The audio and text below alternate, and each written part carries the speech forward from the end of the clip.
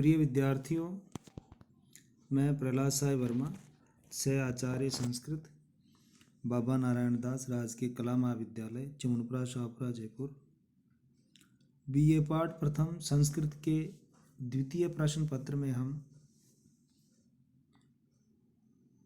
महाकवि भारवी द्वारा विरचित किरातार्जुनीयम के प्रथम सर्ग का अध्ययन कर रहे थे। इसके 24वें पद्य तक हम पिछले वीडियोज में पढ़ चुके हैं।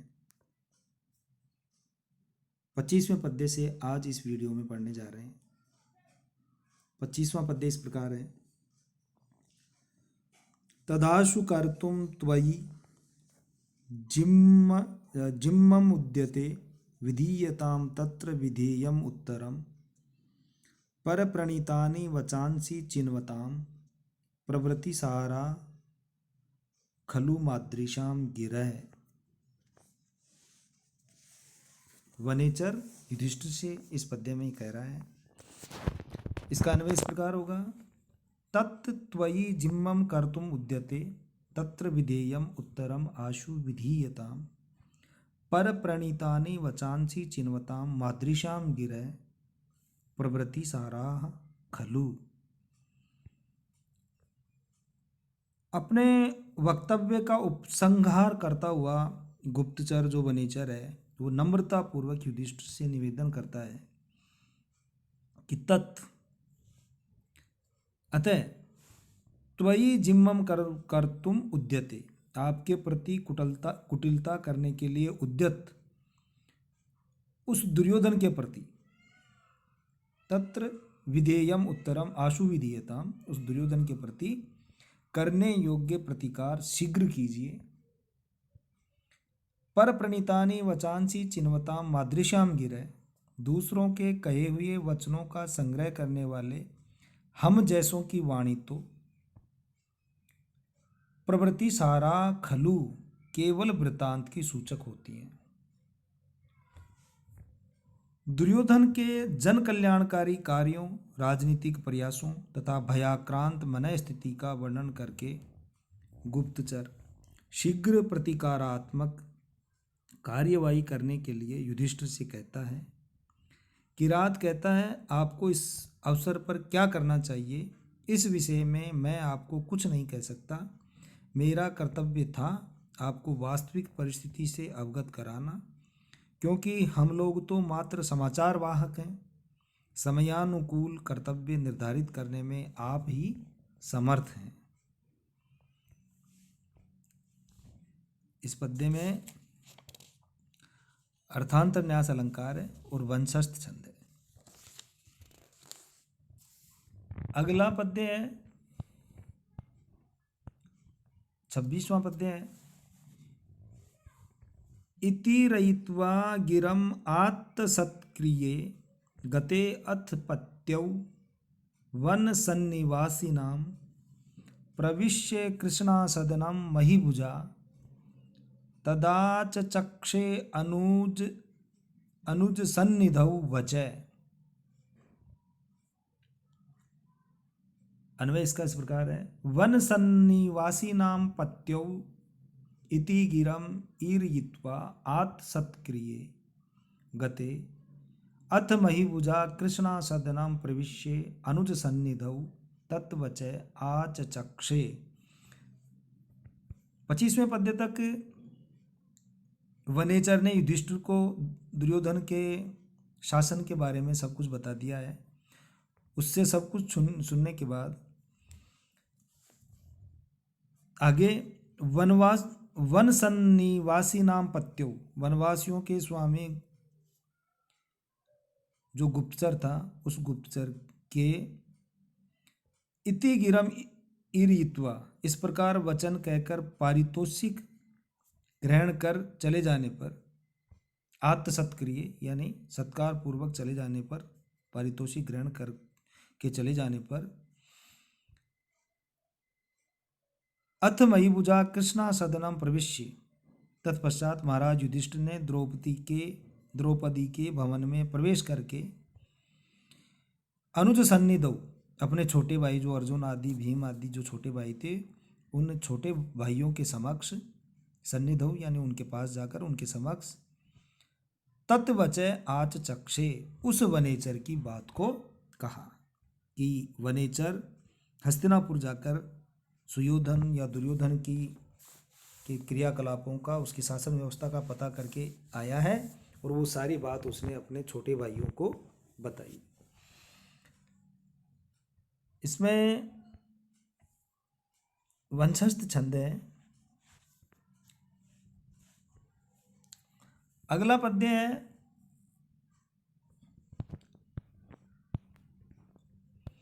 निशम्य सिद्धिम द्विषताम अपाकृतिस्ततस्त्या विनयन्तुम अक्षमा नृपस्य मन्यु व्यवसाय दीपनी रुदाजहार द्रुपदात्मजा गिरः। निशम्य सिद्धिम द्विषताम अपाकृतिस्ततस्त्या विनियन्तुम अक्षमा नृपस्य मन्यु व्यवसाय दीपिनी रुदाजहार द्रुपदात्मजा गिरः। अन्वय इसका इस प्रकार है। ततः द्रुपदात्मजा द्विषताम सिद्धिम निशम्य ततस्त्या अपाकृति विनियन्तुम क्षमा सती नृपस्य मन्यु व्यवसाय दीपनी गिरः उदाजहार। अर्थात इस पद्य में शत्रुकृत अपमान से मर्माहत द्रौपदी के समयोचित प्रेरक उद्गारों की चर्चा करते हुए महाकवि भारवी इस पद्य में इस प्रकार कह रहे हैं कि ततः द्रुपदात्मजा द्रुपद पुत्री द्रौपदी युधिष्ठिर द्वारा शत्रुओं की सफलता की बात सुनकर, निशम्य यानी सुनकर, द्विषताम सिद्धि शत्रुओं की सिद्धि की बातें सुनकर,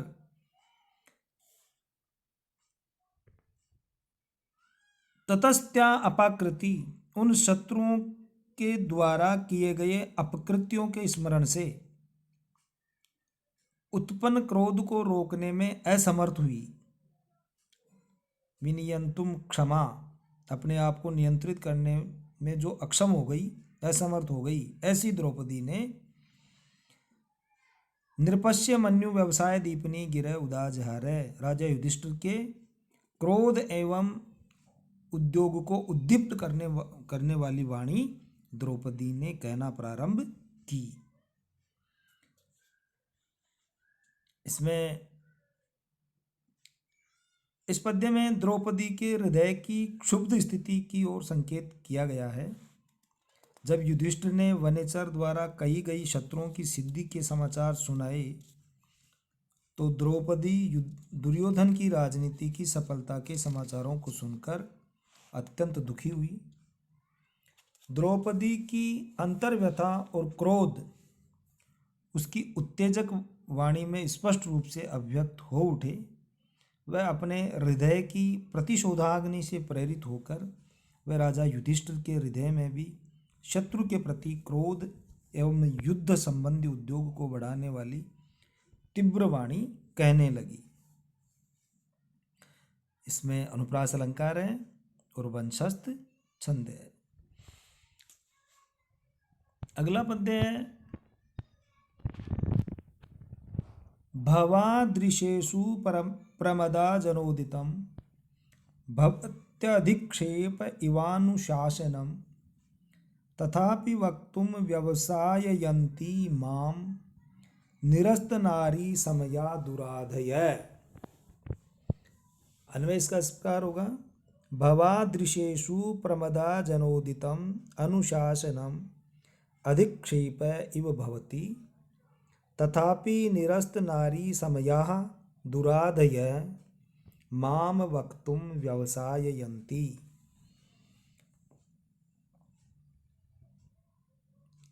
इस पद्य में द्रौपदी अपनी असहनीय मानसिक पीड़ा की ओर इंगित करते हुए बिना मांगे परामर्श देने की धृष्टता के लिए क्षमा याचना करती हुई कहती है कि भवादृशेषु आप जैसे लोगों के प्रति प्रमदा जनोदितम नारी जन की कही हुई बातें स्त्रियों के द्वारा कही हुई बातें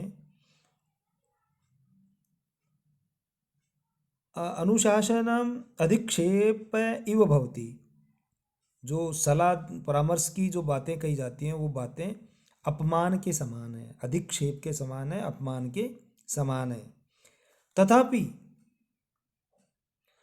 लेकिन फिर भी निरस्त नारी समया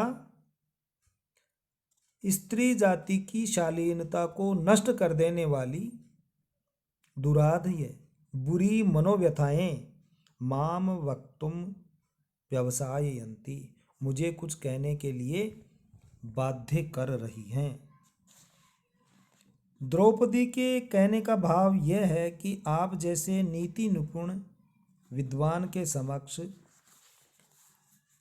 मुझ जैसी साधारण स्त्री के द्वारा कर्तव्य मार्ग का उपदेश प्रदान करना सर्वथा अनुचित है एवं धृष्टतापूर्ण है।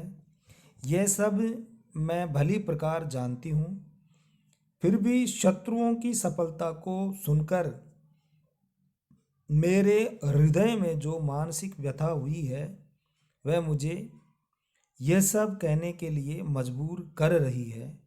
निरस्त नारी समया दुराधय द्रौपदी के इस कथन का आशय यह है कि मेरी मानसिक पीड़ा इतनी अधिक है कि उनके कारण मैं नारी की समाज स्वीकृत सामान्य मर्यादाओं को तोड़कर अपने उद्गार प्रकट करने के लिए मजबूर हो गई हूँ, बाध्य हो गई हूँ।